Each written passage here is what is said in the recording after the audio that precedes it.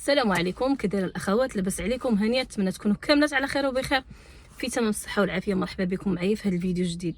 هذا الفيديو جا بناء على طلب المتتبعين والمتتبعات اللي على القناه ديالي في يوتيوب، وحتى اللي متبعيني في الانستغرام كيتبعوني في اليوتيوب.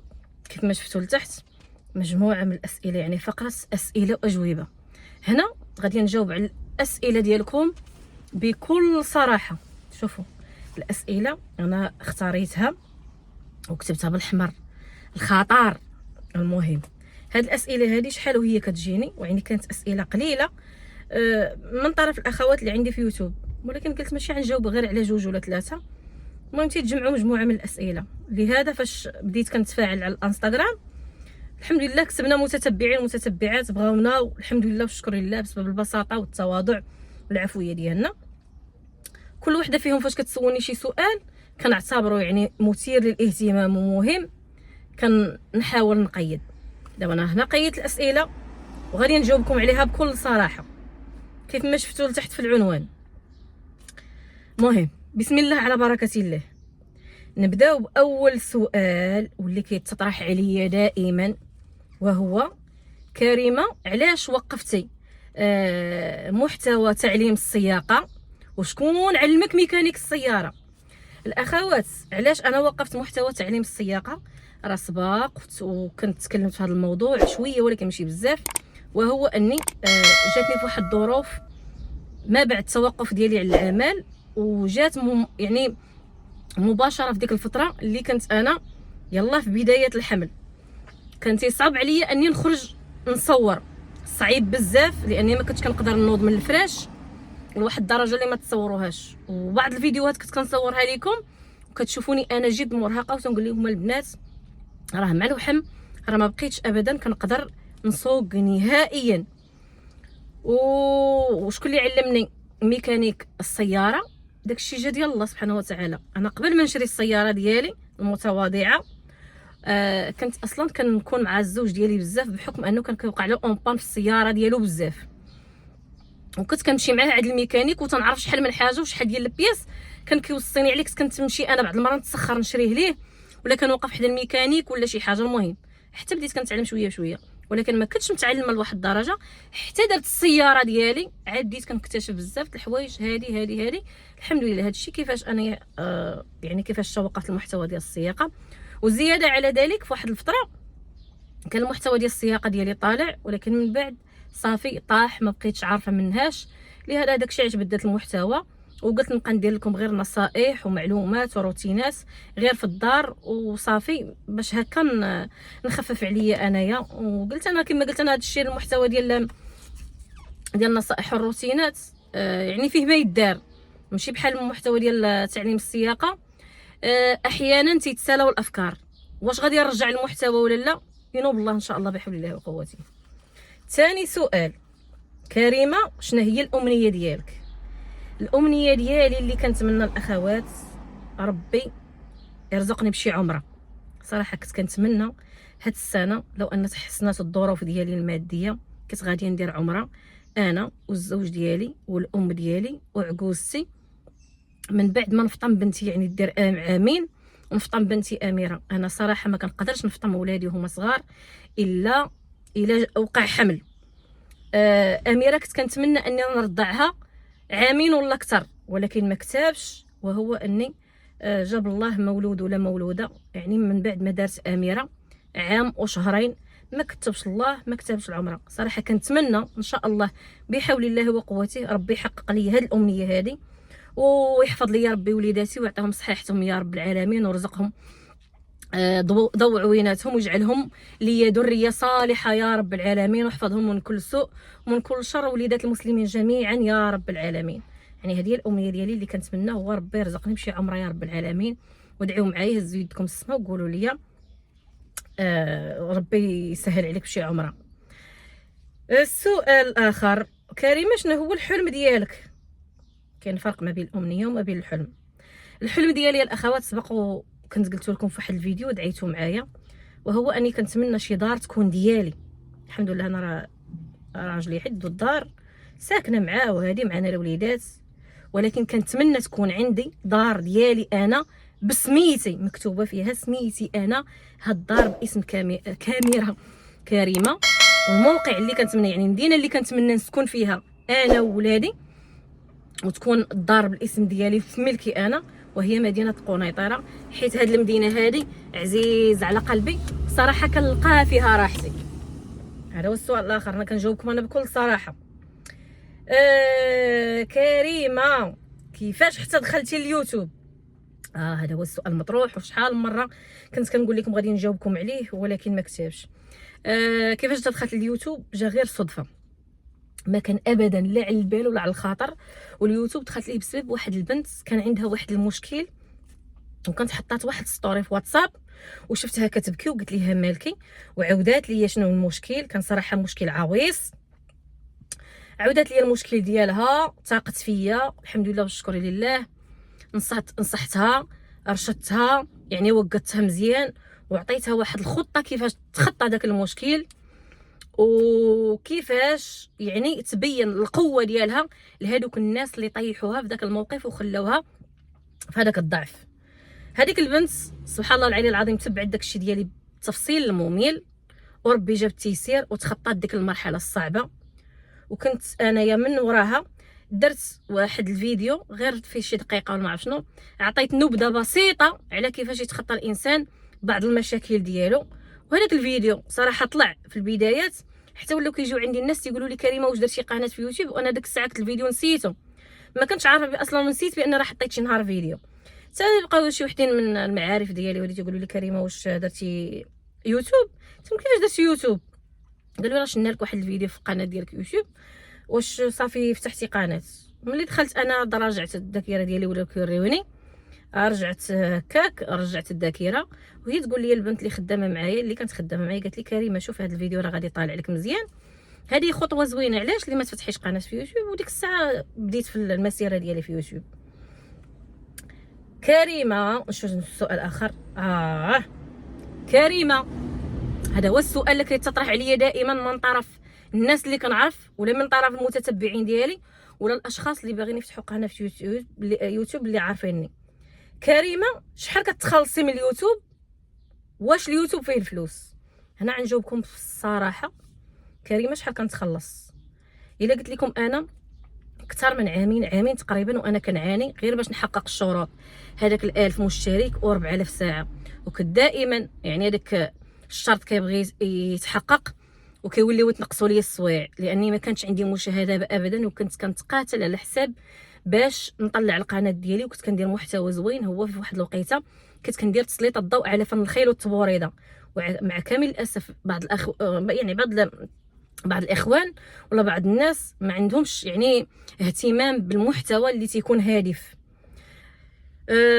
من كملت عامين عاد كملت 1000 مشترك و4000 ساعه، عاد حققت الشروط، عاد تفعلت لي القناه بمشقه الانفس. حاليا شحال كنتخلص؟ الا قلت لكم تقريبا هذه مده 7 شهور ما كنتخلصش اقل من 500 درهم، يعني في شهريا ما كتكملش عندي ديك 800 درهم، يعني ما كنتخلصش حتى 1000 درهم. كنتخلص دابا حاليا من شهرين حتى كنكمل هذاك الشرط ديال 800 درهم. من بعد ما حققت الشروط وكنت ندير المحتوى ديال تعليم السياقه، كانت القناه عندي كتجيب شويه، كتجيب واحد المدخول الحمد لله والشكر لله اللي كنت معاونه به، يعني فوق 1000 درهم. وحتى قبل ما ندير المحتوى ديال تعليم السياقه كنت كندير فيديوهات يعني على الاعراس في الباديه، وهذا الحمد لله والشكر لله كنسلط الضوء على الباديه. كانوا فيديوهات عندي كيجيبوا 3K 4K 5K، كانت عندي واحد الوقيته غير 4K ديال المتابعين، وكان الفيديوهات عندي يجيبوا 10K 20K ديال المشاهده. شويه كنت كنتخلص. اما حاليا من بعد ما جلست من الخدمه تقول القناه داروا لي فيها السحور يا ربي السلامه، ما بقاش كتقل على 500 درهم. ولا يكذبني الناس اللي كيعرفوا في هادشي ديال اليوتيوب كيديروا يعني تقييم الارباح، يدخلوا يشوفوا المشاهده اللي عندي، وديك الساعه غادي نشوفوا واش فعلا انا كنقول الصح ولا كنكذب. واحد السؤال اخر كريمه، هذا تيطرحوا عليا الاخوات اللي عندي في يعني في الانستغرام. كنت سبق وحطيت واحد الفيديو وقلت انا من بنت التسعينات. شحال من وحده اللي قال الله يسمح ليهم كريمه واش انتي بصح بنات التسعينات وعلاش كتباني كبر من السن ديالك؟ انا غنقول لكم هذا الموضوع انا كتسديته، انا ما عندي علاش نكذب على السن ديالي. انا بت التسعينات، 91 شهر 11 2000 91 شهر 11 في 22، يعني 91 شهر 11 في 22. انا من بنات التسعينات بطبيعه الحال. وعلاش كنبان كبر من السن ديالي؟ داك الشيء ديال الله سبحانه وتعالى. اللي داز على هذا الراس هذا راه ما يدوز على الارض العطشانه. انا دوزت بزاف ديال المشاكل وبزاف ديال الصعوبات وبزاف ديال المحن. داك الشيء اللي داز عليا والله العلي العظيم تعاودي الحفار قبرك. وداك الشيء اللي داز ماشي قليل، وانا في سن صغير، وكنت دائما كنحاول نكون كبر من السن ديالي في العقل ديالي، يعني كنحاول نكبر عقلي وانايا في سن صغير. هزيت بزاف ديال المشاكل، خدمت وانا صغيره، ضحيت بزاف، عاشرت الناس اشكال واجناس، كاين اللي فيهم غلط فيا، المهم بزاف ديال الامور. هذا علاش ربما نتوما كنبان لكم انا كبر من السن ديالي. سؤال بحالو، علاش كريمه تبدلوا ملامحك ما بين عشيه وضحاها؟ كلشي تيقول لي كريمه السنه اللي فاتت كنتي منوره، هاد السنه مالكي دبلتي. انا نقول لكم هاد السنه علاش دبلت. انا جاتني مع واحد الظروف، قلت لكم ظروف الحمل. كان عندي حمل مستعصي، يعني في الشهور الاولى ما كنتش كنقدر نوض، وانا ما كنتش كناكل لمده 3 شهور او 4 شهور. الماكله اللي كليتها حاشاكم كنردها، وكنت كنعلق غير السيروم. كانت فيا 72 كيلو. من بعد شهر على شهر كيتزاد. حاليا من بعد ما كانت فيا 72 كيلو نقصت 13 كيلو، حاليا وليت كنوزن 59 كيلو. داكشي علاش هبطوا ليا هاد الترهلات، لان وجهي كان غليظ. هذا هو اللي سبب ليا التغيير على مستوى الملامح ما بين عشيه وضحاها كيف ما كتقولوا نتوما. والحمل راه ماشي سهل، لاني انا كنت كنعاني من حمل مستعصي، واصعب فتره كتمر بها المراه وهي فتره الحمل، الا كانت ظروف الحمل ديالها ما مساعدهاش. وهذا الشيء اللي كنقول انا غادي يحسوا به غير هذوك النساء مساكن اللي كدوز عليهم، وفعلا حاسين بيا. النساء مساكن اللي صراحه حاليا تيمروا بظروف صعبه بسبب الحمل، واللي كاين اللي غادي يتولد معايا، وكاين اللي غادي يتولد مورايا، وكاين ان شاء الله اللي ربي يفك وحيلي وحيل كل موحوله يا رب العالمين. كريمه علاش راجلك ما تيبانش معاك في الفيديوهات؟ شوفوا غنقول لكم واحد القضيه، هذاك الشيء اختياري. انا ما كان اصلا انا كنحشم نصور قدام راجلي، وراجلي اصلا راه ما عارفنيش شنو كنصور ولا عارف المحتوى ديالي، ولا عمره شاف كمارتي في شي فيديو من الفيديوهات. تيقولوا له اكثريه غير الناس. علاش مخليني انا مازال كنصور في يوتيوب؟ عارفني انا ما دايره شي حاجه مخله، ولا شي نهار غادي نحشم به، ولا ندير شي فيديو اللي غادي يطيح من القيمه ديالو ولا من قيمه عائلتي ولا عائلته. انا دائما فاش كندير شي فيديو كنضرب حساب العائله قبل حساب الراسي. يعني انا ملي كنصور شي فيديو عارفه عائلتي وعائلته المهم كيشوفوا. ما يمكنش لي انا ندير شي فيديو اللي ماشي هو هذاك، ونقدر مثلا ندير البوز بشي حاجه اللي هي خايبه غير باش نطلع ونربح الفلوس، ونطيح بقيمته، ونطيح لوجهه التراب، وانا براسي ونطيح وجهي قدام الناس، واللي داز ينعت فيا يقول الله يخليها سلعه. انا دائما كنحاول نتفادى هذه القضيه ديال ان الناس يشيروا ليا بالاصابع ديالهم الله يخليها سلعه بسبب المحتوى ديالي. انا كنحاول نكون حريصه على هذه الامور هذه. كريمه علاش قررتي تولدي 4 الاولاد في وقت مبكر؟ هي العداوه. تيقول لك انا اريد وانت تريد، والله يفعل ما دائما ما يريد. ماشي حنا اللي كنقرروا، ماشي حنا اللي كنحدوا مصيرنا ومصير حياتنا ومصير ولادنا ولا شحال غادي نولدوا في هذه الدنيا هذه. ربي سبحانه وتعالى هو اللي كيكون على كل شيء قدير. نقدر نقول لكم اول مره انا فاش تزوجت كنت باغا انا غندير لكم هذا الفيديو بدون مونتاج. كنت ناويه ندير تنظيم الاسره. كنت نقول كاين ولد اول مره نخليه ولدي يدير واحد 6 سنين حتى يدخل المدرسه، وعاد ديك الساعه نفكر نولد عليه مره اخرى. ولكن جرت الرياح بما لا تشتهي السفن. ما كتبش كي ولدت الولد دار عام ربي سبحانه وتعالى يعني زرع في البطن ديالي واحد التمره اخرى اللي هي البنيه الثانيه الاء. صافي الاء قلت صافي غنخليها حتى ترضع عامين ديالها. الحمد لله والشكر لله ربي وفقني وخليتها رضعات عامين كامله، عامين وشهرين عاد فطمتها. ما كنتش باغا انا نفطمها ابدا، قلت تدير 3 سنين، ولكن نظرا اني كنت كنتنقل بزاف بحكم اني كنت كنزاول 2 مهن، وهو اني كنت نشتغل في مجال الصيدله، وفي نفس الوقت كنت كندير مراسله صحفيه لواحد الجريده الكترونيه، وكان يعني كيتحتم عليا اني نسافر بعض المدن، وكنجي مثلا حتى الليل تقريبا، وكان خاصني عاد نحيد داك الحليب الاول وعاد نعطيها ترضع. ما بغيتش نبقى مغامره بنتي، قلت صافي ملي الحمد لله والشكر لله وصلتها لعامين وشهرين، رانا وصلتها لبر الامان الله يجعل البركه، يعني خديت ديت فيها الاجر، رضعتها عامين وشهرين. فاش ولات الاء قلت صافي ما غاديش نزيد دابا حتى من بعد ان شاء الله الاء تدخل المدرسه عاد نزيد. ولكن من وراء الاء مباشره يعني ما بعد الفطيم بشهرين جاب الله يعني نبته اخرى، يعني ثمره اخرى اللي هي اميره، الحمد لله والشكر لله. ومن بعد ما ولات اميره كنت نقول صافي ما غاديش نزيد نولد دابا حتى دير اميره كذلك شي 6 سنين ولا 7 سنين، ونفكر نزيد ان شاء الله ربي الا بغى ربي يعطيني مثلا شي وليد ولا شي حاجه على ولدي، حيت بحكم انا عندي غير ولد واحد وجوج بنيات. ولكن اللي عطى ربي مرحبا، انا ما عنديش ديك الفكره ديال ان باغا ولد ولا باغا بنت. ولكن انا اللي كنفكر فيه الصوره مكموله والصحه مزيانه والفكاكه على خير، هادشي اللي كنفكر فيه. كلشي زين الخايبه بلاش، والله يرزق كل محروم يا رب العالمين. كريمه واش كتفكري ترجعي تخدمي؟ وفين وصلت القضيه ديالك مع المشغل ديالك؟ صراحه انا ما بقيتش باغا نتكلم على هذا الموضوع، ولكن بما انه سؤال غادي نجاوب.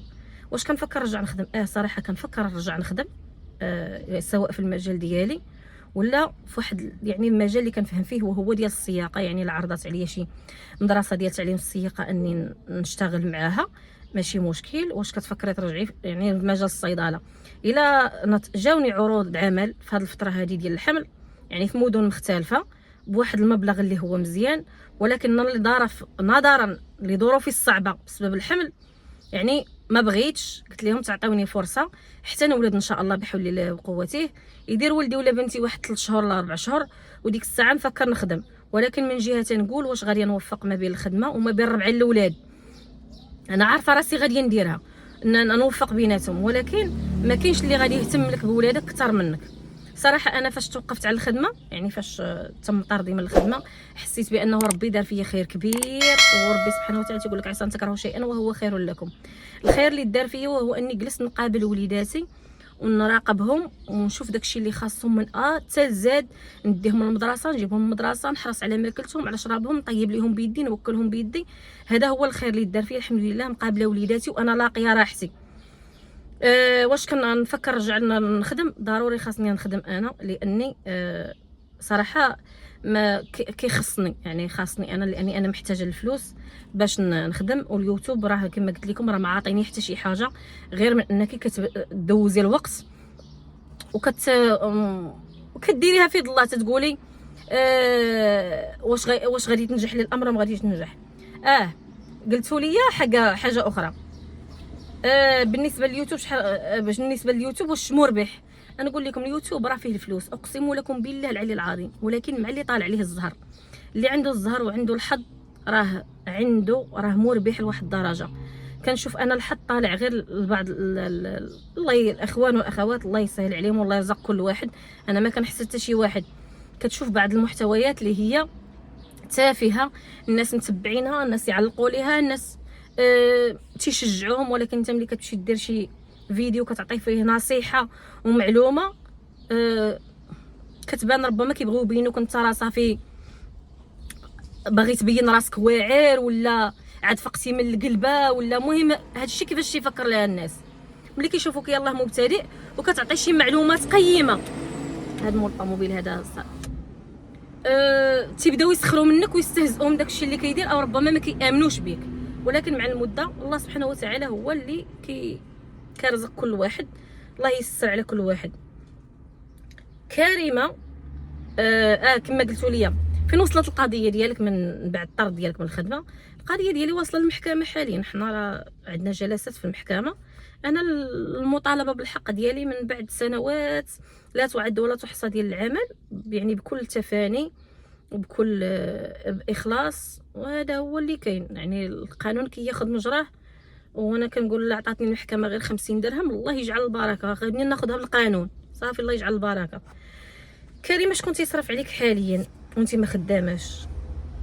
انا ما خداماش، شكون تيصرف عليا؟ طبيعه الحال يصرف عليا الزوج ديالي، تيصرف على ولادو وتيجيب لنا من ناكلو.